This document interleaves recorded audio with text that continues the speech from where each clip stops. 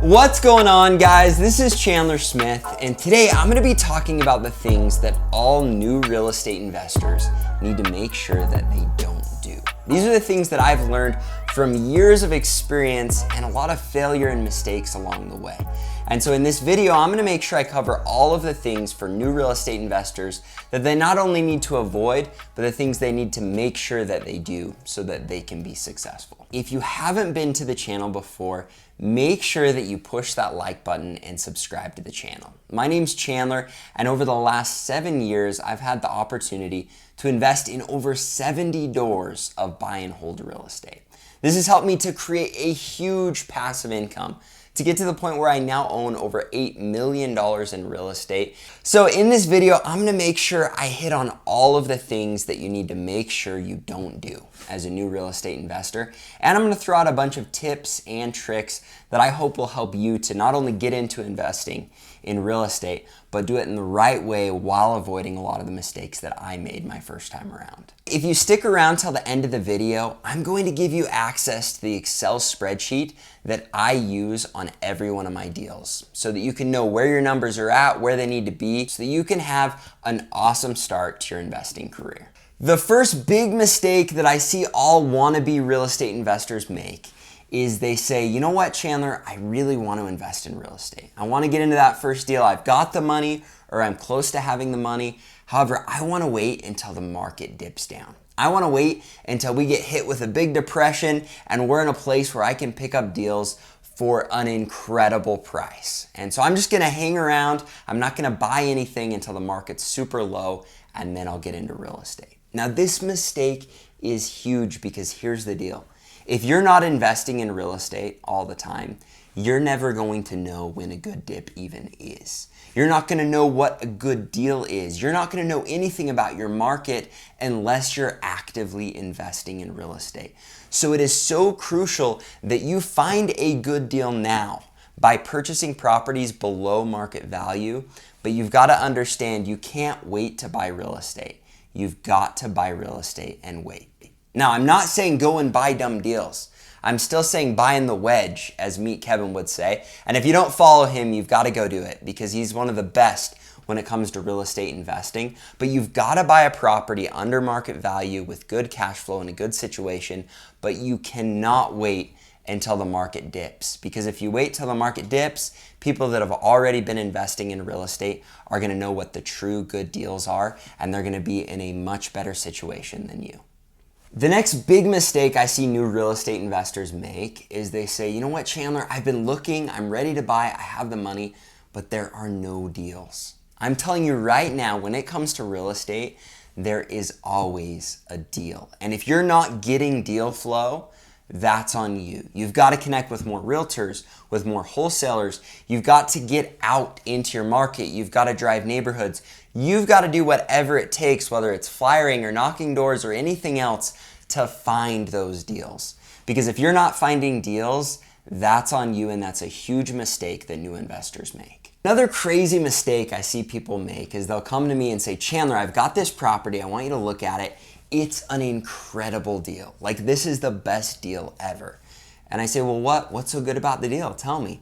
And they're like, well, I just talked to this guy and I think I'm getting it way cheaper than what I should be getting it with this market and everything else. And I'm like, all right, well, what's the cash flow? What are the rents? What's the situation? And they're like, well, I don't know, but it's a good deal. Now, don't fall into the trap of a good deal from a realtor or from anyone else, all right? You've got to understand the numbers and know what a good deal is. Another mistake I see people make along these lines is they fall in love with a deal. They go and they look at this duplex and it's beautiful. It's got fresh paint or fresh siding. The lawn looks nice.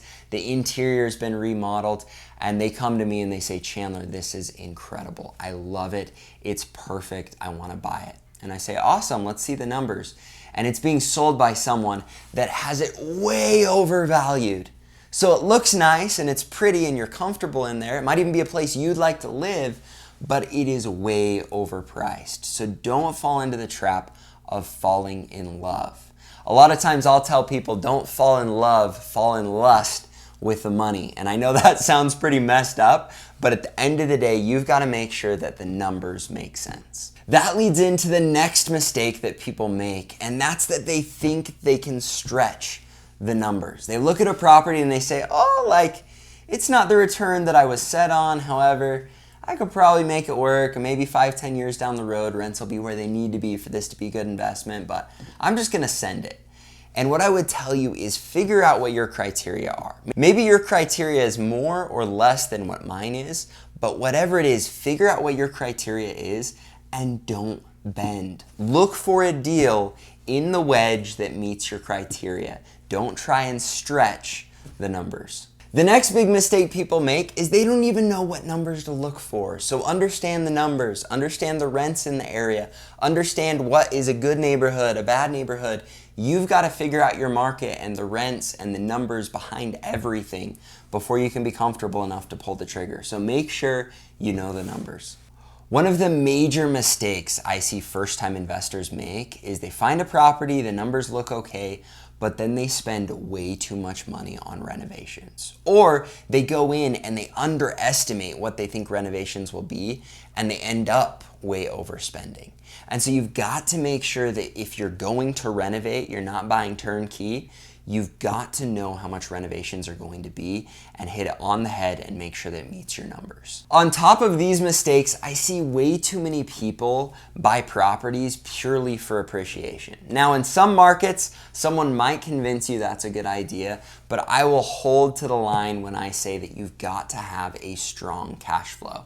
If you're not making money every single month from an investment property, in my opinion, that is a stupid purchase. Unless you know something I don't know, I would tell you always find properties that can cash flow. One more point for the purchase side of new investors, and then we're gonna talk about once you own the property, what new investors do wrong.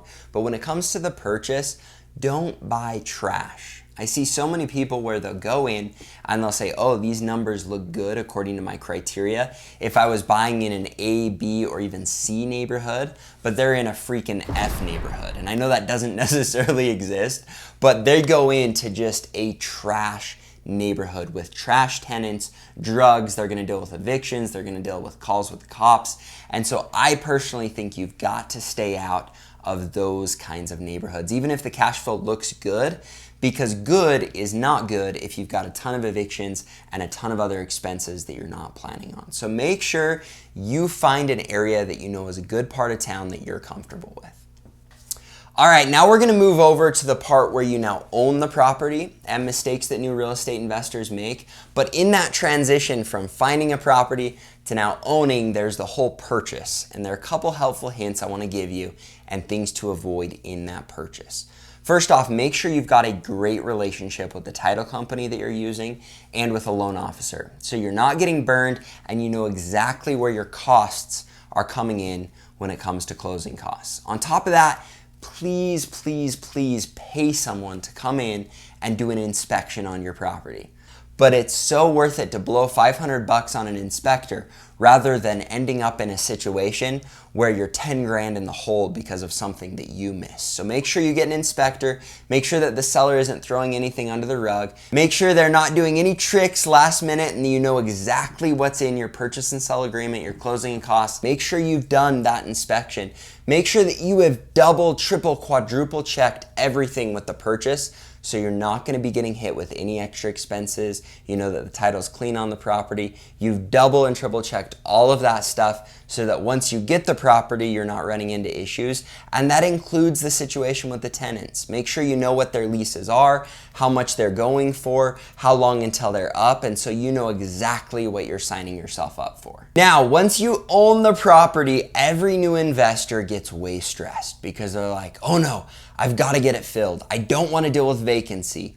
And so I've seen way too many people go in and the first person that walks in their door, they sign a lease with.